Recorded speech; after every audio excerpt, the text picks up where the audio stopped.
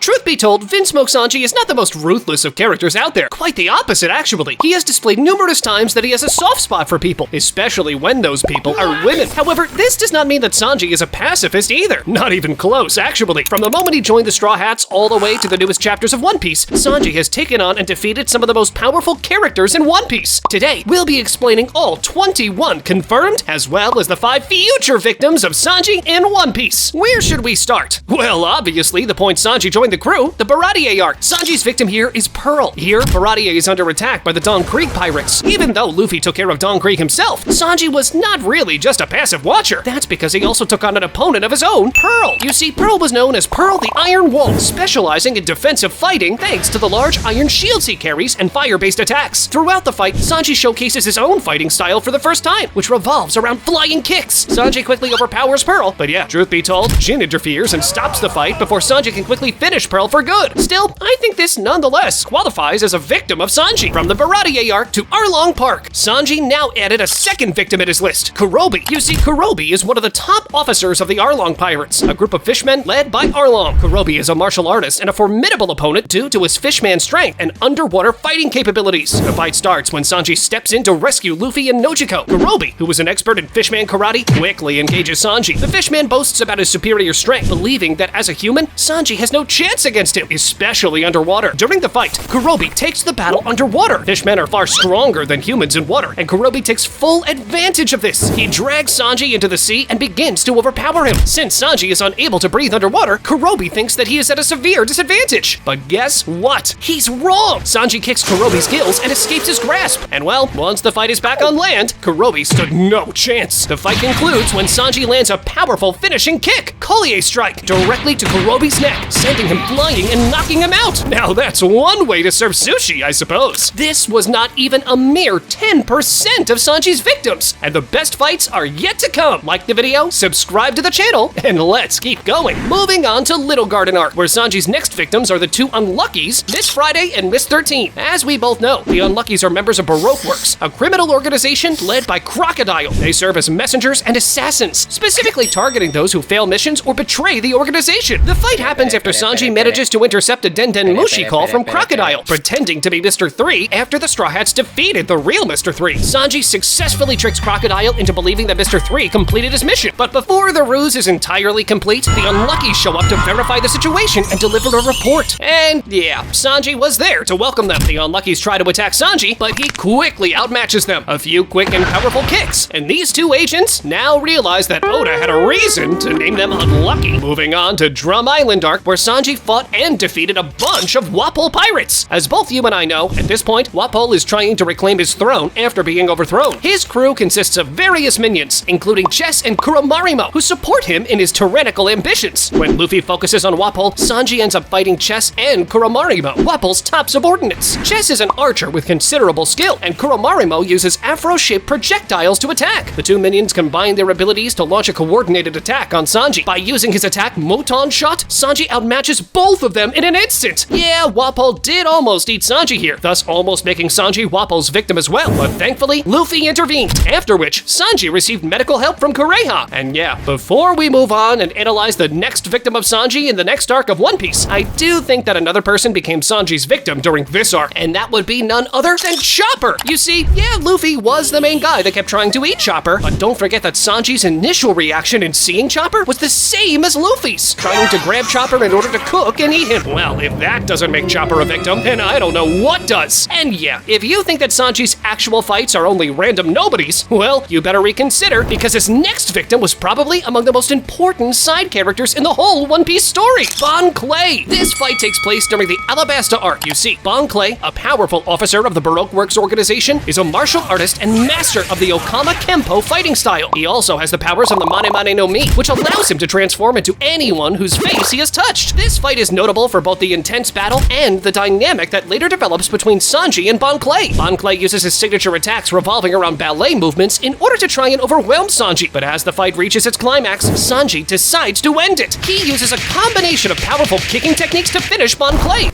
I'm not even gonna try to pronounce the names of these attacks. Half of them are in French, and you guys don't want to hear me butcher that language. Moving on to Skypiea, in which Sanji's first victim was Satri. You see, Satri is one of the priests of Upper Yard serving under Anel, and is in charge of the Ordeal of Balls, a deadly trial that involves explosive cloud balls and Satori's ability to predict his opponent's movements using mantra, aka Skypia's version of observation hockey. Sanji, Luffy, and Usopp are traveling through the upper yard in a boat on a cloud river trying to reach Anel. They are intercepted by Satori, who begins attacking them with his Ordeal of Balls. Truth be told, Satori's use of mantra allows him to anticipate their every move, making him a difficult opponent. At the beginning of the fight, Satori seems invincible, though Sanji doesn't fully understand how Satori can predict their moves. He keeps a cool head and looks for openings in Satori's attacks. As the battle progresses, Sanji and the others begin to realize that while Satori can predict their attacks with his mantra, his predictions are not perfect when he faces multiple unpredictable attacks. Luffy and Usopp create distractions, allowing Sanji to get closer to Satori. Once Sanji identifies Satori's vulnerability, he unleashes his powerful kicks, breaking through Satori's defense, and thus adds him in his victims list as well. And yet, the most significant victim of Sanji during Skypiea is yet to be analyzed. That would be none other than Anel. I mean, remember how the Straw Hats are trying to stop Anel, the self-proclaimed god of Skypiea? Yeah, well, without Sanji, they could never pull this off. Anel is incredibly powerful, able to produce and manipulate vast amounts of electricity, and his plan is to destroy Skypiea using his flying arc, Maxim, to carry out the ancient prophecy of the destruction of Skypiea. In a pivotal moment, Sanji sneaks into the ship's inner workings and decides to sabotage it from the inside. Sanji locates the electrical circuits and systems that power Maxim, and in an effort to disrupt Anel's control over the ship, he damages the internal systems. This act of sabotage causes a temporary malfunction in the ship, delaying Anel's plan and giving the crew a fighting chance to stop him. And what happened after that? The epic I needed a like moment from Sanji, where he successfully carried out his mission and sabotaged Anel's plans. Even though Sanji could technically be considered Anel's victim here, I would beg to disagree. Sanji absolutely destroyed Anel here. Moving on, we have the Davy Back fight arc, and the victims both Sanji and Zoro left behind. You see, the two Straw Hats teamed up against Hamburg, Pickles, and Big Pan. Yeah, I guess the phrase teamed up does not really cover what really happened, since for half of the match, these two were fighting amongst each other instead. But once they decided to get serious, well, their opponents stood no chance. The highlight of the match comes when Sanji and Zoro finally combine their strengths. Zoro lifts Big Pan despite his immense size, and Sanji uses his agility to kick Big Pan into the goal, treating him like the ball and scoring the winning point for the Straw Hats. This clever teamwork between Sanji and Zoro, despite their rivalry, leads to their victory. Next up, an actual team effort where the Straw Hats teamed up to avenge Usopp being beaten up by the Frankie family. You see, Sanji's fight with the Frankie family occurs during the Water 7 arc of One Piece, when the Straw Hat Pirates are trying to recover the stolen money intended to repair the Going Merry. After the Frankie family steals the money and beats up Usopp, the Straw Hats plan a counterattack. Usopp initially tries to take on the Frankie family by himself to recover the money, but he is badly injured in the process. Luffy, Chopper, Zoro, and Sanji pay a visit to the Frankie house, and well, let's just say that these dudes surely regretted messing with the Straw Hats. Up next, Annie's Lobby, where Sanji's next victim is Jabara. Jabara is one of the elite members of CP9, the world government's secret assassination and intelligence organization. Jabara uses a combination of his Rokushiki abilities and Zoan powers to gain the upper hand at the start of the battle. He is able to use Tekai, which makes his body as hard as steel, rendering physical attacks ineffective. He also uses Renkyaku, increasing his physical strength and speed, making him a formidable opponent. Jabara also tries to trick Sanji by telling him a fabricated story about Nico Robin and his supposed connection to her, but Sanji sees through the lies. Sanji starts to gain ground in the fight by using a series of precise kicks aimed at weakening Jabara's defenses. And here's where Sanji's new trademark technique is finally awakened, Diable Jambe. In this technique, Sanji spins rapidly, generating so much heat that his leg ignites into flames. The heat from this technique allows Sanji to bypass Jabara's Tekai defense, as the high temperatures weaken his iron body, making him vulnerable to Sanji's attacks. With his legs still engulfed in flames, Sanji launches himself at Jabara, delivering a powerful flaming kick directly to Jabara's torso. Someone better call the Animal Protective Services, because Sanji has just destroyed this wolf. The next one is probably both one of the best and also worst victims of Sanji, Absalom. Why? Well, because for one, his kick to destroy him was as satisfying as it gets, making it a great moment. But on the other hand, well, Absalom's actions were, let's say, quite questionable in the very least, making this a bad moment. Sanji's fight against Absalom occurs during the Thriller Bark arc after Absalom decided to harass Nambi by using the power of his Suki no Mi, which grants him the ability to turn himself and anything he touches invisible. This fight is significant for Sanji because of his personal hatred for Absalom's actions, especially his attempts to forcefully marry Nami. Not only that, but Absalom also took away one of Sanji's dreams, aka obtain the Suki no Mi in order to be able to turn invisible. Initially, Quickly, Absalom uses his invisibility to avoid Sanji's attacks and lands several hits on him. However, Sanji, with his sharp reflexes and battle intuition, quickly begins to counter Absalom's tactics, and well,